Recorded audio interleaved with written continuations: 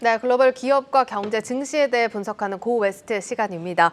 최근 미국 증시가 대형 기술주 주가 랠리에 힘입어서 강세를 보이고 있죠. 그럼에도 불구하고 지수 하락에 베팅하는 투자자들은 더 늘고 있다고 합니다. 글로벌 콘텐츠부 박찬희 기자와 사안 보겠습니다.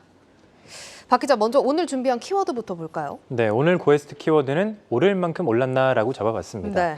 네, S&P 500 지수는 연초 대비 11.5% 올랐는데 엔비디아, 애플 등 이 상승폭이 컸었던 빅테크 7개를 제외하면 사실상 오른 것이 없어서 증시 하락에 대한 우려가 높아졌기 때문에 이렇게 잡아봤습니다. 네. 미국 헤지펀드들은 만약 빅테크 기업의 주가가 하락하기 시작하면 S&P 500 지수를 비롯해 미국 증시가 쉽게 좀 무너질 수 있다라고 보고 하락에 베팅하기 시작했는데요. 이러한 움직임에 S&P 500 지수 공매도 규모도 치솟았습니다. 네.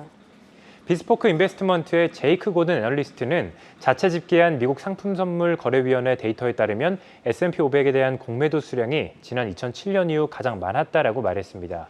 투자 정보업체 S3 파트너스에 대해서도 S&P 500이 하락한 것에 베팅한 투자금은 약 4,900억 달러에 달한다면서 직전 최고치였던 지난 2021년 11월에 기록했던 5,600억 달러에 근접했다라고 전했습니다. 이에 따라 시장에서는 미국 증시가 단기 급등해서 오를 만큼 오른 것이 아니냐는 우려의 목소리가 나오고 있는데요. 실제로 지수는 2021년 말 고점을 기록한 뒤 2022년 들어서 급락한 바 있습니다. 정말 이게 사실 빅테크들 주가 상승에 영향을 좀 크게 받은 상승세이기 때문에 따져볼 필요가 있을 것 같은데 빅테크들이 많이 오르긴 했잖아요. 연초 대비 얼마나 올랐습니까? 네, 시가총액 상위 5개 기술주들의 올해 주가 등락을 살펴보도록 하겠습니다. 네. 엔비디아가 170% 급등한 가운데 애플과 마이크로소프트, 아마존, 알파벳도 40% 안팎으로 올랐습니다. 네. 같은 기간 S&P 500 지수 상승률을 크게 뛰어넘었는데요. 반면 빅테크를 제외한 다른 기업들은 연초 이후 뚜렷한 상승률을 보이지 않고 있습니다. 이에 전문가들은 빅테크 주가 급등이 없었다면 올해 S&P 500 지수는 여전히 마이너스를 기록하고 있을 것이다라고 분석을 했습니다. 비스포크 인베스트먼트는 지난달 S&P 500에 속한 500개 기업계 중 상위 10개 기업의 주가가 8.9% 상승한 반면 나머지 490개의 기업은 4.3%나 빠졌다라고 전했는데요. 그런 동안에 S&P 500 지수는 5월 달 0.2% 오르는 데 그쳤습니다.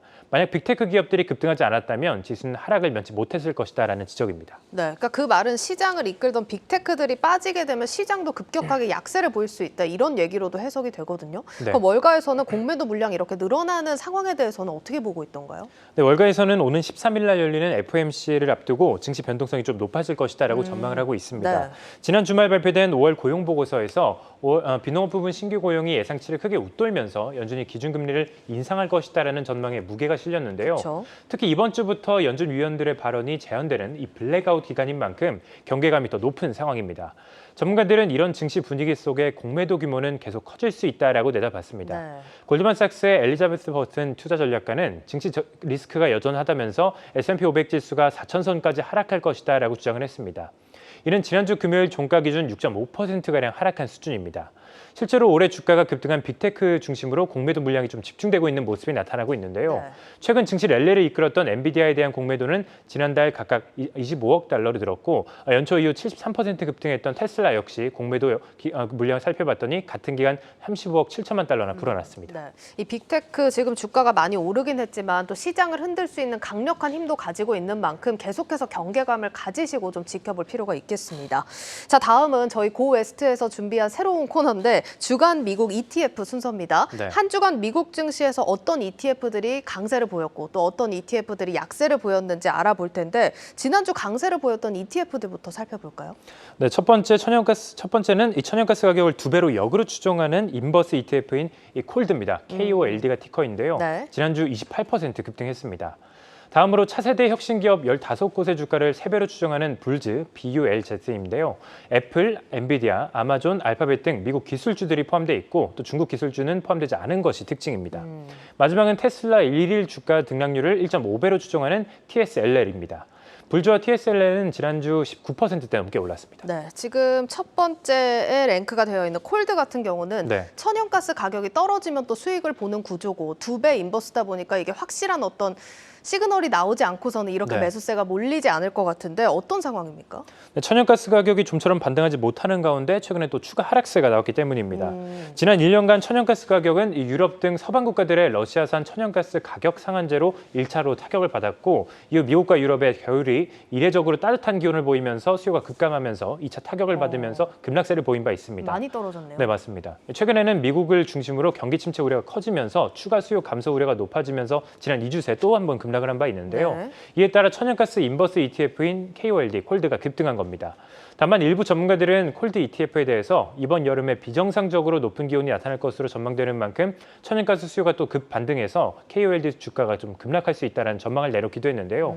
콜드는 기초자산인 천연가스의 가격 변동성이 매우 높기 때문에 네. 단기간 큰 손실이 발생할 수 있어서 좀 신중하게 투자해야 한다라고 조언을 했습니다. 알겠습니다. 자, 일단 천연가스 2배 인버스 상품 그리고 빅테크에 투자하는 ETF들 성적이 좋았다라는 점 체크를 해봤습니다. 자, 그러면 지난주에 약세를 보였던 ETF도 볼까요? 네, 첫 번째는 공포지수로 좀 잘 알려진 지수죠. 이 빅스 지수를 2배로 추정하는 UVIX, UBIX입니다. 네. 만기 1, 2개월 남은 이 빅스 선물 지수에 투자하는데요. 지난주 24% 가까이 급락했습니다. 이어서 이 콜드와 반대로 천연가스 가격을 2배로 추정하는 BOIL, 보일이 자리했고 네. 또 탄소 상세권에 투자하는 KSET가 뒤를 이었습니다. 탄소 상세권은 이 대기 중에 배출하지 않은 온실가스에 대한 권리를 말합니다. 두 ETF 모두 지난주 23% 넘게 하락했습니다. 알겠습니다. 자, 일단 가장 큰 하락률을 기록한 상품, 시장 위험도가 낮아질 거다라고 보는 네. 투자자들이 많다라고 또 해석을 할 수 있을 것 같은데 하락 이유 좀 짚어볼게요. 네, 지난주 백악관과 의회 지도부 간 부채 한도 상향이 좀 최종 타결이 됐잖아요. 네. 이렇게 타결이 되면서 시장의 위험 선호 심리가 좀 급부상한 것이 유빅스 하락 요인이 되었습니다. 네, 실제로 지난주 3대 지수는 일제히 상승했는데요. 특히 최근 AI, 반도체에 집중됐던 자금이 다른 섹터로 이동하는 순환매 현상이 좀 나오면서 증시는 계속해서 상승 랠리를 이어갔습니다. 변동성 지수인 빅스 지수는 지난 2020년 2월 이후 최저치를 기록했고 또 이에 따라 빅스 지수를 2배로 추정하는 유빅스 ETF도 추가로 급락한 겁니다. 다만 월가 전문가들은 최근 증시가 과도한 랠리를 보였다면서 유빅스 ETF에 반등이 나올 수 있다는 의견을 내놓기도 했는데요. 여전히 주요 경제 지표들은 경기 침체를 시사하고 있다면서 연준 인사들의 금리 인상 목소리가 높아지는 만큼 단기적으로 증시 변동성이 높아질 수 있기 때문이라고 설명을 했습니다. 네, 이렇게 미국의 ETF 현황까지 살펴봤습니다. 고웨스트 박찬희 기자였습니다.